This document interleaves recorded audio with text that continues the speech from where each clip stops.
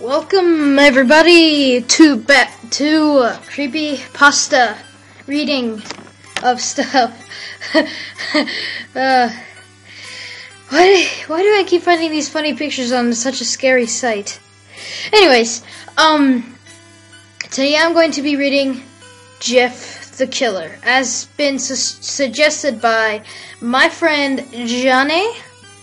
Alright. Excerpt from local newspaper. Ominous unknown killer is still at large. After weeks of unexplained murders, the ominous unknown killer is still on the rise. After little evidence has been found, a young boy states that he survived one of the killer's attacks. Ha! Sure! And bravely tells a story.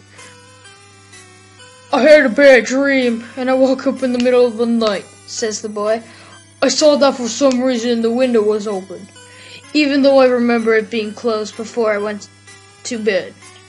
I got up and shut it once more. Afterwards, I simply crawled under my covers and tried to get back to sleep. That's when I had a strange feeling, like someone was watching me. I looked up and nearly jumped out of my bed. There, in the little ray of light, illuminating between my curtains, were a pair of two eyes. These weren't regular eyes. They were dark, ominous eyes. They were bordered in black and just plain out terrified me. That's when I saw his mouth. Long, horrendous smile that made me every hair on my body stand up. The figure stood there, watching me. Finally, after what seemed time, he said a simple phrase, but said it in a way only a madman could speak. He said, I let out a scream. That's what sent him at me. He pulled up a knife, aiming at my heart. He jumped on top of my bed. I fought him back. I kicked, I punched, I rolled around, trying to knock him off me. That's when my dad busted in. The man threw the knife and went to my dead soldier. The man probably would have finished him off if one of the neighbors hadn't alerted the police. They drove into the parking lot and ran towards the door. Oh, where was I? I was trying to restart the music. Where's it? I ran towards the door. I screamed, my knife, and ran towards the door. The man turned and ran down the hallway. I heard a smash like glass breaking. As I came out of my room, I saw the window was pointing towards the back house. It was broken. I looked out to see him vanish into the distance. I can tell you one thing. I will never forget that face. Those cold, evil eyes, and that psychotic smile. They will never leave my head. Police are still on the lookout for this man. If you see anyone that fits the description of the story, please contact your local police department. Now for the actual story. Jeff and his family had just moved into a new neighborhood. His dad had gotten a promotion at work, and that it would be best to live in one of those fancy neighborhoods. Jeff and his brother, Liu, L-I-U, I'm just going to call him Luigi, couldn't complain though. A new, better house. What was not to love? As they were getting unpacked, one of their neighbors came by. Hello, she said. I'm Barbara. I live across the street from you. Well, I just wanted to introduce myself and to introduce my son. She turns around and calls her son over. Billy, these are our new neighbors. Billy said hi and ran back to play in his yard. Well, said Jeff's mom, I'm Margaret, and this is my husband Peter, and my two sons Jeff and Luigi. They each introduced themselves, and then Barbara invited them to their son's birthday. Jeff and his brother were about to object when their mother said that they would love to. When Jeff and his family are done packing, Jeff went up to his mom. Mom, why would you invite us to some kind of kids party? If you haven't noticed, I'm not some dumb kid. That was mean, Jeff. You should be grounded. Jeff, said his mom. We just moved here. We should show that we want to spend time with our neighbors. Now, we're going to that party and it's final. Jeff started to talk, but stopped himself, knowing that he couldn't do anything. Whenever his mom said something. Alright, where was I? Right. Okay. Whenever his mom said something, it was final. He walked up to his room and plopped down on his bed. He sat there looking at his ceiling when suddenly he got a weird feeling. Not so much a pain, but a weird feeling. He dismissed it as just some random feeling. He heard his mother call him down to get his stuff, and he walked down to get it. The next day, Jeff walked down the stairs to get breakfast and got ready for school. As he sat there, eating his breakfast, he once again got that feeling. This time it was stronger. It gave him a slight tugging pain, but he once again dismissed it. As he and Luigi finished breakfast, they walked down to the bus stop. They sat there waiting for the bus, and then all of a sudden, some kid on a skateboard jumped over them, only inches above their lap. They both into surprise. Hey, what the bleep? Yo. On my hizzle for rizzle. The kid landed and turned back to them. He kicked his skateboard up and caught it with his hand. The kid seemed to be about 12. Why am I reading it like earlier? 1 year younger than Jeff. He wears an Aeropostale shirt and ripped blue jeans. Well, well, well. It looks like we've got some new meat. Suddenly, 2 other kids appeared. One was super skinny. The other one was huge. I mean, like, lay off the burgers type huge. Well, since you're new here, I'd like to introduce ourselves. Over there is Keith. Jeff and Luigi looked over to the skinny kid. He had a dopey face that you would expect a psychic to have. And he's Troy. They looked over to the fat kid. Talk about a tub of lard. This kid looked like he hadn't exercised since he was crawling. And I, said the first kid, I am Randy. Now, for all the kids in this neighborhood, there's a small price for the bus fare, if you catch my drift. Luigi stood up ready to punch the lights out of the kid's eyes, when one of his friends pulled the knife out of him. Tisk, tisk, tisk, tisk, tisk, tisk, tisk, tisk. I hope you would be more cooperative, but it seems we have to do this the hard way.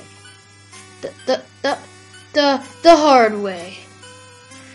The kid walked up to Louie and took his wallet out of his pocket. Jeff got that feeling again. Now it was truly strong and burning sensation. He stood up, but Louie gestured him to sit down. Jeff ignored him and walked up to the kid. Listen here, you little punk. Give back my bro's wallet or else. Randy put the wallet in his pocket and pulled out his own knife. Oh, and what will you... Just as he finished the sentence, Jeff popped the kid in the nose. As Randy reached for his face, Jeff grabbed the kid's wrist and broke it. Randy screamed and Jeff grabbed the knife from his hand. Troy and Keith rushed Jeff, but Jeff was too quick. He threw Randy to the ground. Keith lashed out at him, but Jeff ducked and stabbed him in the arm. Keith dropped his knife and fell to the ground screaming. Troy rushed to him too, but Jeff didn't even need the knife. He just punched Troy straight in the stomach and Troy went down. As he fell, he puked all over. Luigi could do nothing but look in amazement at Jeff. Jeff, how'd you... That was all he said. Then a bus came and ran him over. No, just kidding. They saw the bus coming and they knew they'd be blamed for the whole thing. So they started running as fast as they could. As they ran and looked back and saw the bus started rushing over Randy and the others.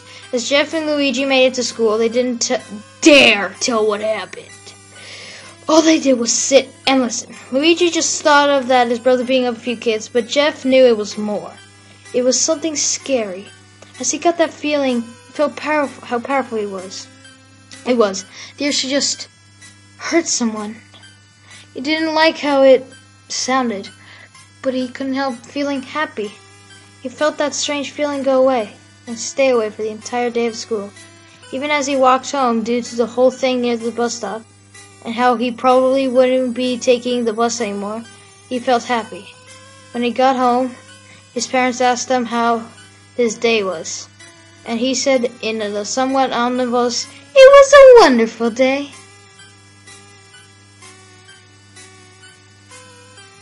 Next morning, he heard a knock on his front door.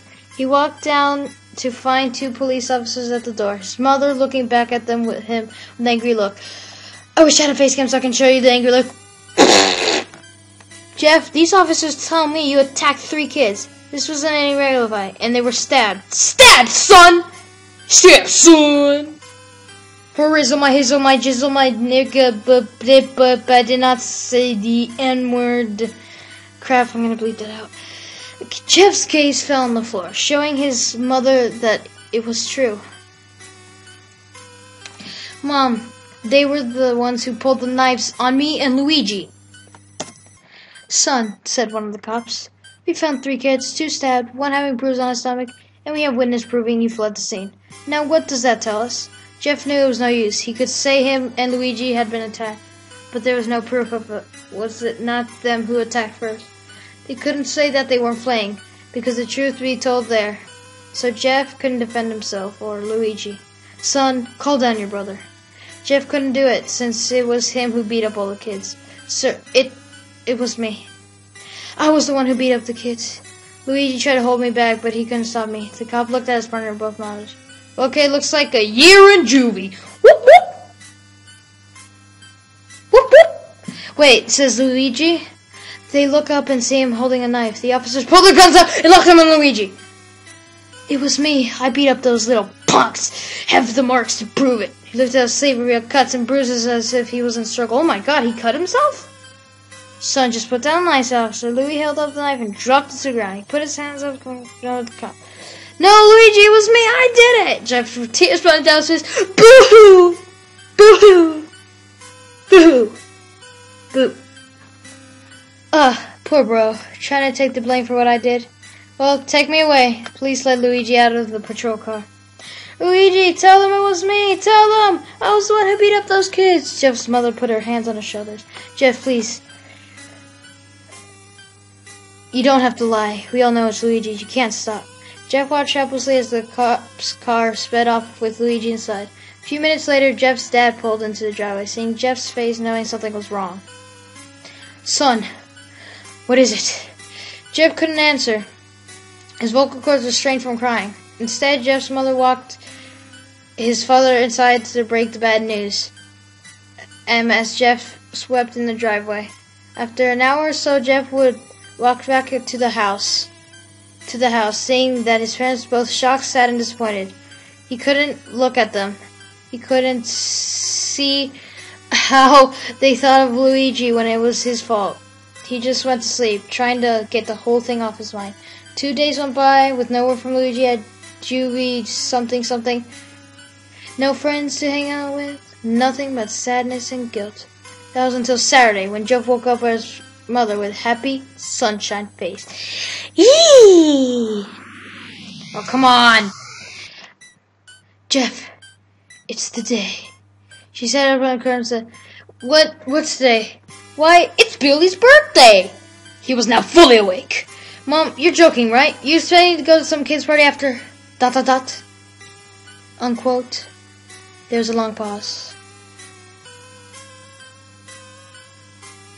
I'm still here. I'm just gonna.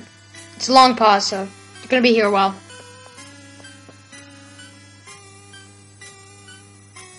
Jeff, we both know what happened. I think this party could be the thing that brightens up the past days. Now get dressed, or else. Okay, if Jeff's mother walked out of the room and downstairs to get ready herself, he fought himself to get up. Punching myself to get up, just get up. Okay, she picked out a random shirt and a pair of jeans and walked down the stairs. He saw his mother and father all dressed up. His mother in a dress and his father in a suit. He thought why they would never wear such fancy clothes to a kid's party. Son, is that all you're going to wear? Said Jeff's mom. Better than wearing too much, he said. His mother pushed down the feeling of the yellow and hit it with a smile. Now, Jeff, you may be overdressed, but this is how you go if you want to make an impression, said his father. Jeff grunted and went back up to his room. I don't have any fancy clothes, he yelled downstairs. Just pick out something, called his mother. He looked around the closet called fancy. He found a pair of black dress pants and he had special for occasions and an undershirt. He couldn't find a shirt to go with it, though. He looked around and found a striped pattern shirt, none of which go with the dress pants. Finally, he found a hoodie and put it on. You're wearing that? They both said. His mother looked at her watch. Oh, no time to change. Let's just go, she said as she hurried Jeff and his father out the door. They crossed the street over Barbara and Billy's house. They knocked on the door, and it appears that Barbara, just like his parents, way overdressed. As they walked inside, all Jeff could see were adults, no kids. Hold on. Oh my god. I'm just gonna roll with it. The kids are out in the yard, Jeff. How about you go and meet them, some of them, said Barbara. Jeff walked outside to the yard full of kids. They were running. I'm sorry, I'm trying to sound creepy to this sound. I'm gonna have to lower that down like a lot. They were running around in weird cowboy costumes and shooting each other with plastic guns. He might as well be standing at Toys R Us. Suddenly, Kim came up to him and handed him a toy gun and hat. I could not roll with it. Hey, wanna play? Does he mean play or pray? Complicated. Superfly. Ah, no, kid. I'm way too old for this stuff. The kid looked at him with that weird puppy dog face. Please, said the kid. Fine, said Jeff. And he put on the head fly and started to pretend to shoot at the kids. Pew pew. Pew. Pew. Pew pew. Die! At first he thought it was totally ridiculous, but then he started to actually have fun. It might not have been super cool, but it was the first time he had done something that took his mind off Luigi. So he played with the other kids for a while, until he heard a noise, a real rolling noise. Rolling in the deep. They hit him. Randy, Troy, and Keith all jumped over the fence on their skateboard. Jeff dropped the gun and ripped off the hat.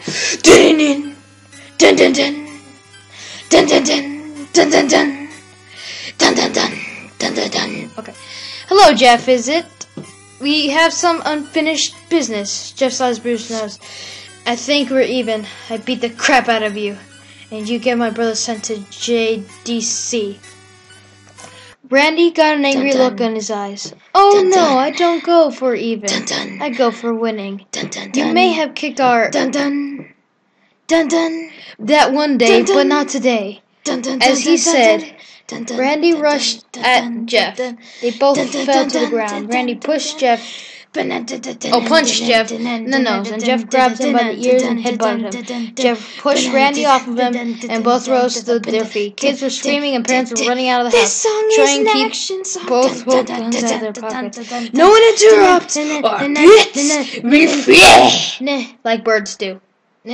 Except they wouldn't have wings, but you know, whatever. They said, Randy pulled a knife on Jeff, then stabbed into his shoulder. That was a stab sound effect. Enjoy it. Jeff screamed and fell to his knees. That's the sound of him falling to his knees. Randy started kicking him in the face. After 3 kicks, Jeff grabbed his foot, twisted it, causing Randy to fall to the ground. Jeff stood up and walked towards the back door. Troy grabbed him. This is supposed to be a creepypasta or an action story. I mean, seriously, look at the action. Need some help? He picks up Jeff by the collar and throws him. Troy grabs him. Need some help? He picks up Jeff up by the collar and throws him through the patio door. As Jeff tries to stand, he kicks to the ground and repeatedly kicks Jeff until he starts to cough up blood. Blood splatter. Come on, Jeff, fight me. He picks up Jeff, throws him in the kitchen. And he sees a bottle of vodka on the counter and smashes the glass out of Jeff's head. Fight! Fight! Fight! I'm gonna add the Mortal Kombat sound effect there. It's gonna be all like. He throws Jeff back into the living room. Come on, Jeff. Look at me. Jeff glances up. His face riddled with blood. I was the only one. You got your brother sent to JC. And now, you're just gonna sit there and let him rot in there for a whole year? You should be ashamed. Jeff starts to go. Oh, finally stand and fight. Jeff is now to his feet, blood and vodka on his face. Vodka. Once again, he gets that strange feeling, the one he hasn't felt for a while. Finally, he's up, says Randy. He runs at Jeff. That's when it happens. Something inside Jeff snaps. His psyche is destroyed. All rational thinking is gone. All he can do is kill. He grabs Randy, power drives him to the ground. He gets onto the top of him and punches him straight in the heart. Punch causes Randy's heart to stop, and as Randy grasps for breath, Jeff's hammers on him. Punch after punch, blood gushes from Randy's body until he takes one final breath. I don't know why I did that. Everyone is looking at Jeff now. Parents, the crying kids, even Troy and Keith. Although they easily break from their gaze and point their guns at Jeff. Jeff sees the guns trained on them and runs for the stairs. His run, Troy and Keith are firing him. Each shot missing. Jeff runs up the stairs. He hears Troy and Keith falling up behind. As they let out the final rounds of bullets, Jeff ducks into the bathroom, grabs a towel rack, and rips it off the wall. Troy and Keith race in, knives ready. Knives ready. Troy swings his knife at Jeff, who backs away and bangs the towel rack into Troy's face. Troy goes down hard, and now all that's left is Keith. He is more agile than Troy, though, and ducks when Jeff swings the towel rack. He dropped the knife and grabbed Jeff by the neck. He pushed him into the wall. A thing of bleach fell down on top of him from the top shelf. It burnt both of them, and they both started to scream. Jeff wiped his eyes as best he could, pulled back towel rack, and swung it straight into Keith's head. As he lay there bleeding to death, he let out an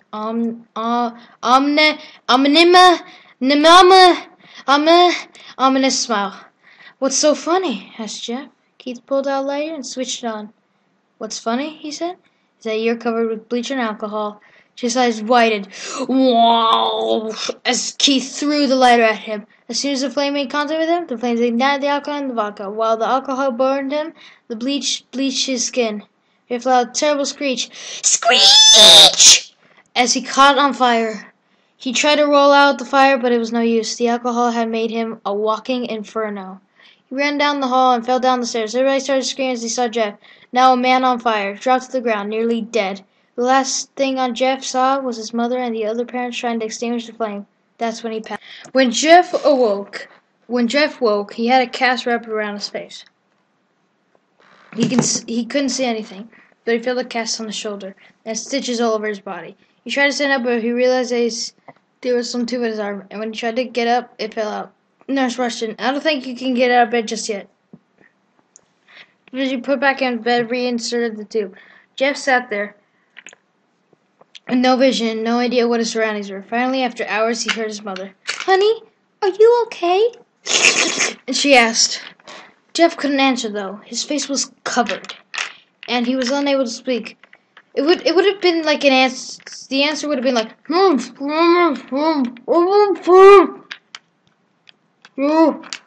"Oh, hi, I have great news. After all the witnesses told the police that Randy confessed to trying to attack you. Let Luigi go. Luigi go." This made Jeff almost bolt up, stopping halfway, remembering the tube coming out of his arm. "He'll be out by tomorrow, and then you two will be together again. Yeah!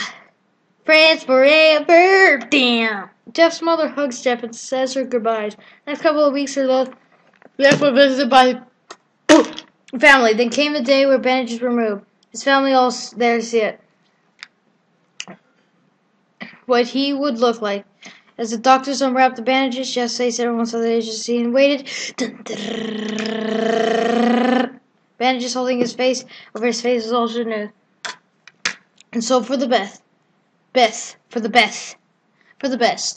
said the doctor. He quickly pulls the cloth, letting the rest fall from Jeff's face. Jeff Mott screams, "Scream!" at the sight of his face. Me and Dad stare awestruck at his face. What happened to my face?" Jeff said. He rushed out of bed and ran to the bathroom. He looked in the mirror and concentrated his face. It's It's horrible. His lips were burnt to a deep shade of red. His face was turned into a pure white color, and his hair singed from brown to black. He slowly put his hand to his face, a sort of leathery feel to it. He looked back at his family mirror. Jeff, so it's not that bad. Not bad, said Jeff. It's perfect. What? His family were equally surprised. Jeff started to laugh uncontrollably. His parents noticed his left eye and his hand was busy.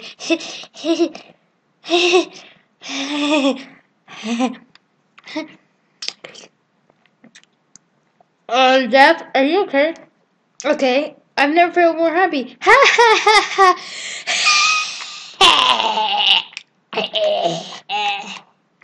Look at me. This place goes perfectly with me. He couldn't stop laughing. That joke. He shook his face, feeling it. Looking at the mirror. What caused this? Well, you might recall when Jeff was fighting Randy. Something is fine. His sanity. Snapped. Sorry, I was choking on ice. Snapped. Hold on. Sorry, so where was I? Doctor, said Jeff's mom. Is my son alright, in the head? Oh, yes, it's very typical for taking large amounts of painkillers. If his behavior hasn't changed, if you guys bring him back here, and we'll give him psychological tests to make me the best I've ever would be. So I was trying to sing Artificial Heart there. Fly. Oh, thank you, doctor. Jeff's mother went over to Jeff. Excuse me. Sweaty. Sweetie? Sweaty, it's time to go. Jeff looks away from the mirror. His face still formed into a crazy smile. Okay, Mommy.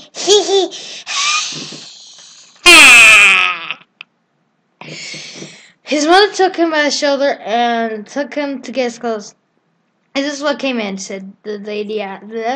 Their mom looked down and white hoodie her son wore. Now ready to clean the blood and now stitched together. Jeff's mother led him to his room and made him put his clothes on. Then they left, not knowing that it was their final day of life. Alright, I'm gonna turn the creepy music back on. Hold on. After reading this story, I dare you to... Hey, I want to tell you something real quickly. I just noticed, you guys won't be able to see this, but here it says www.9cat/404. Now 404 is a 404 error, so it's just wanted to point that out before we started it again. Okay. Later that night, Jeff's mother woke to the sound coming from the bathroom. Sounded as if someone was crying. He slowly walked over to see what it was. When he looked at the bathroom, he saw a horrendous sight. Jeff had taken a knife and carved a smile into his cheeks. Jeff, what in God's name are you doing? It's like 5 o'clock in the morning. Go back to sleep. We will talk about this in the morning. Jeff looked over to his mother. I couldn't keep flying, Mommy. It hurt after a while. Now I can fly forever. Hee hee. Jeff's mother noticed his eyes, rings and black. Jeff, your eyes! His eyes seemingly never closed. I couldn't see my face. I got tired and my eyes started to close. I burned out the eyelids so I could forever see myself, my new face. Jeff's mother slowly started to back away, seeing that her son was going to say, "What's wrong, Mommy? Aren't I beautiful?" "Yes, son," she said. "Yes, you are. Let me go get Daddy. I can see your face." He ran to her room, took Jeff to sleep. "Get the gun, She stopped and saw Jeff in the door, holding a knife. "Mommy, you lied." The last thing they heard was Jeff rushes in with a knife, cutting them both. Shing! Shing! Shing! Shing! His brother Louis woke up. Sorry about some noise. He didn't hear anything else, so he just shut his eyes and tried to go back to sleep. And poor slumber, because stranger someone was watching him. He looked up before Jeff's hand covered his mouth. He slowly raised his knife, ready to plunge it to Louis. Louis thrashed here and there, trying to escape Jeff's grip.